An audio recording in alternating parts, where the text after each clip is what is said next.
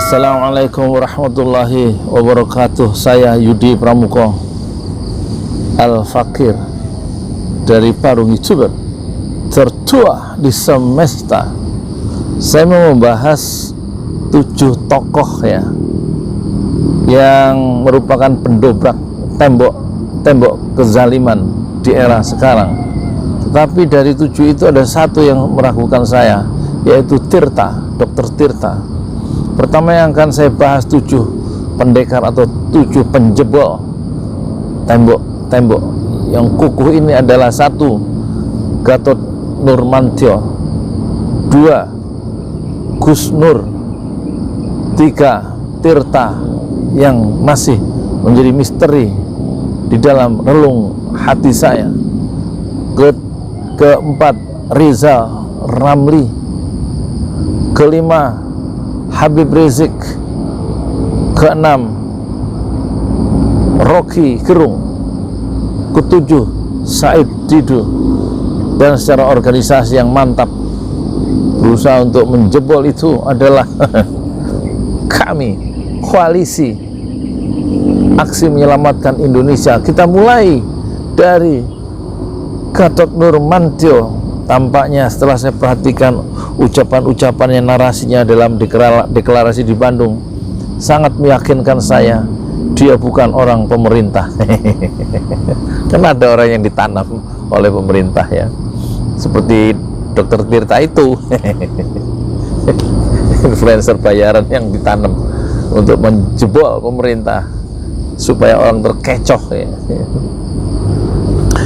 Yang Gatot Nurmantio rupanya dia dekat dengan ulama, dan setelah lepas dari pensiun menjadi panglima itu kemudian dia memperlihatkan sosok komitmennya yang asli tentang kebangsaan kita, tentang keislaman kita, tentang keindonesiaan kita, dan tentang keprihatinan kita melihat Indonesia sekarang ini. Dan dia mencoba menggabungkan diri dengan kawan-kawannya yang satu gelombang keprihatinan di dalam kami, Koalisi Aksi Menyelamatkan Indonesia.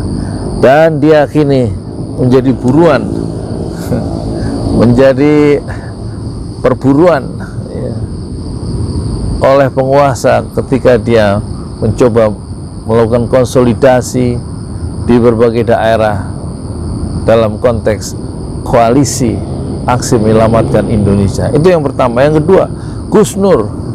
Gus Nur ini tadinya meragukan saya, dia ini sebenarnya orang pemerintah apa orangnya rakyat gembel ya. Maksudnya menyuarakan aspirasi umat Islam pada level yang paling bawah, itulah Gus Nur. Kenapa? Dia ini orang intel apa sebenarnya orang yang ditanam pemerintah, yang digarap pemerintah, atau memang dia itu ini asli dia suara hatinya? Tapi kelihatannya kalau melihat dari latar belakangnya yang memang kelam itu, dan kemudian dia bergaul dengan para ulama dan mempelajari Islam, dan dia memiliki satu pesantren.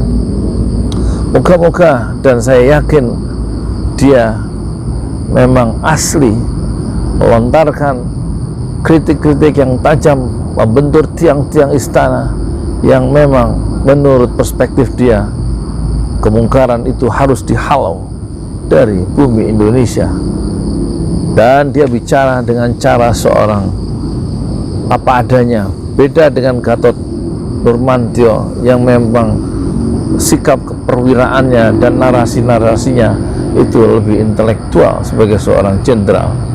Tetapi Gus Nur dia memiliki satu jurus yang tidak terduga, dan dia memiliki bahasa yang tidak terduga dan menggetarkan siapa saja karena melampaui norma-norma kepatutan, karena dia juga melihat banyak yang nggak patut di negeri ini, sehingga dia memiliki melontarkan segala cara yang mungkin bagaimana tembok itu Tembok kemungkaran itu rubuh di depan matanya dalam waktu yang sangat cepat. Yang ketiga, tadinya saya mau membahas Dr. Tirta yang viral, yang diviralkan, tapi setelah saya mendapatkan informasi, setelah video saya tayang, dari informasi dari banyak hal siapa Tirta, sesungguhnya saya menjadi ragu terhadap Tirta. Bukan ragu tentang kepandaiannya, cum laude 3,7 IPK-nya di Universitas Gadjah Mada, tapi ragu tentang afiliasi politiknya dan ragu tentang posisi intelektualnya yang berubah sejak saya lihat dia di ILC dan sekarang. Dan tampaknya ada yang men-set up dia sebagai influencer, tadinya influencer istana kemudian menjadi influencer jalanan. Dan saya tidak mau terkecoh. Silakan yang mau mengirimkan informasi tambahan siapa sebenarnya Dr. Tirta itu. Indonesia ini memang aneh ya, norma-normanya sudah terbalik-balik ya. Jadi kita mengalami semacam anomali ya, ketiadaan nilai-nilai yang normal. Kita ini sebenarnya negeri apa sih? Negeri Islam terbesar, negeri yang penduduknya Islam terbesar di semesta, tapi aspirasi Islam direndah-rendahkan. Aneh tuh, Nabi Muhammad dihina, macam-macam. Kayak nggak menghormati ulama, nggak menghormati tokoh-tokoh Islam, nggak menghormati ajaran Islam. Aneh ini Indonesia. Dah yang berikutnya adalah ini, yang nomor 4 adalah ini, apa itu? Coba lihat Habib Rizik Syihab. Ini orang yang secara akademis itu menguasai tentang sejarah Pancasila dan pertumbuhan Indonesia kita yang terus terus menjadi ya. Tetapi dia memiliki satu referensi kekayaan Islam yang genuine, yang sangat lengkap karena penguasaan bahasa Arab yang lengkap, berbeda dengan Gatot Nurmantio, berbeda dengan siapa itu Gus Nur. Habib Rizik tentu memiliki kedalaman dan keluasan pemahaman Islam yang lebih bisa dipertanggungjawabkan secara akademik ya, karena dia juga seorang dokter dan memiliki kemampuan mengakses ajaran Islam secara langsung melalui penguasaan dia terhadap bahasa Arab secara mendalam. Tetapi dia memiliki satu keprihatinan yang mendalam terhadap negerinya, di mana aspirasi Islam itu dikosongkan dari pentas nasional, dan dia sekarang justru dikurung, diblok, tidak boleh masuk ke negerinya sendiri sudah 3 tahun. Nah, ucapan-ucapan narasi-narasinya sangat tajam dan sangat terbuka, sangat belak-belakan, dan kita tahu dia inginnya apa. Dia inginnya adalah NKRI yang bersyariah Islam, dan dia menjadi musuh bersama dari rejim ini sekarang, sehingga diblok dan tidak bisa pulang ke Indonesia. Dan dia tentu akan tiba pada satu masa yang berbahagia, karena biasanya dalam sejarah yang menang adalah moral. Kemenangan moral ada di depan mata, dan Habib Rizik akan tiba bersama kemenangan moral itu di dalam sejarah politik Indonesia modern. Dan tokoh berikutnya adalah Rizal Ramli. Rizal Ramli, dia intelektual merdeka, dan dia tahu siapa pengkhianat di lingkungan istana. Dia tahu, dan dia bisa memperlihatkan satu analisa yang tajam karena dia menguasai data, menguasai angka, dan dia berpihak pada rakyat jelata, berpihak pada rakyat kecil, dan dia selalu menegur penguasa prestasi-prestasinya sebagai seorang akademisi atau seorang praktisi ekonomi, bisa membuat satu BUMN seperti Garuda, Bank Mandiri itu menjadi untung. Dan dia tentu heran ketika ada seorang yang tidak kompeten menguasai Pertamina, mengurusi Pertamina, dan kemudian rugi 11,3 triliun. untuk membuat Rizal Ramli itu geram, dan dia juga mempunyai satu istilah terhadap Menteri Ekonomi, Menteri Keuangan yang sekarang itu bukan menteri terbaik tapi Menteri Keuangan yang terbalik. Dan dia bisa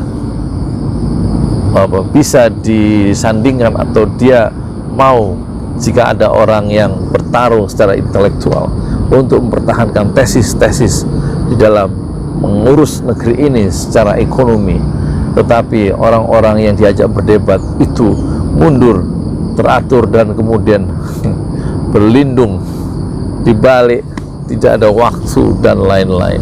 Ya, itulah Rizal Ramli yang terus terang dan terbuka, dan seperti Habib Rizik, dia predictable, bisa diperkirakan, bisa diukur apa maunya, bukan orang yang memiliki hidden agenda.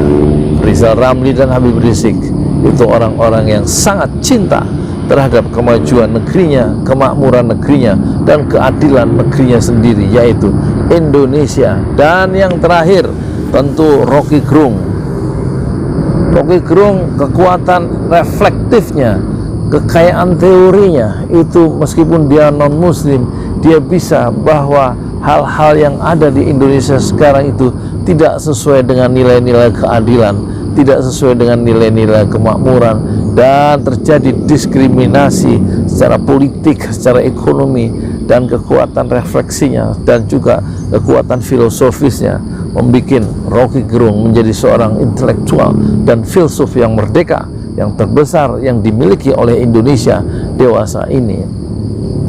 Dan yang terakhir, supaya nggak kepanjangan, Said Didu ini puluhan tahun di BUMN, dia tahu darahnya BUMN, perut isinya BUMN, dan sekarang setelah dia keluar dari BUMN, dia mempunyai data, mempunyai satu peta mengapa BUMN itu rusak, dia tahu untuk apa, dan nuraninya itu membuat dia itu sekarang bersuara merdeka dan memposisikan dirinya sebagai MSD, manusia merdeka, Muhammad Said Didu sebagai manusia merdeka.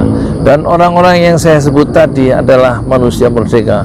Mereka mencoba untuk keluar dari kerumunan. Kerumunan itu adalah kerumunan yang diam, yaitu para pengkhianat itu. Mereka mencoba untuk keluar dari kerumunan. Siapa itu? Gatot Nurmantio, Gus Nur, kemudian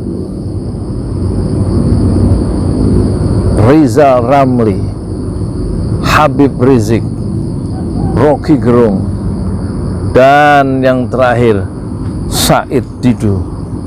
Dan maafkan daku, wahai Dr. Tirta, saya belum bisa diyakinkan tentang komitmen Anda dan tentang keteguhan keistiqomahan Anda di dalam membela rakyat, melihat track record yang Anda bangun sendiri sejak Anda muncul di level nasional, pertama-tama sebagai influencer istana.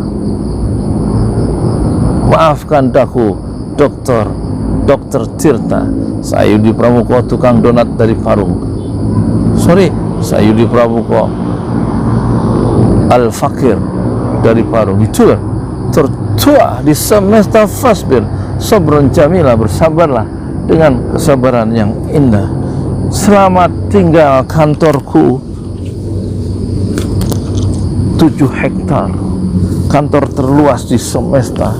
Selamat tinggal.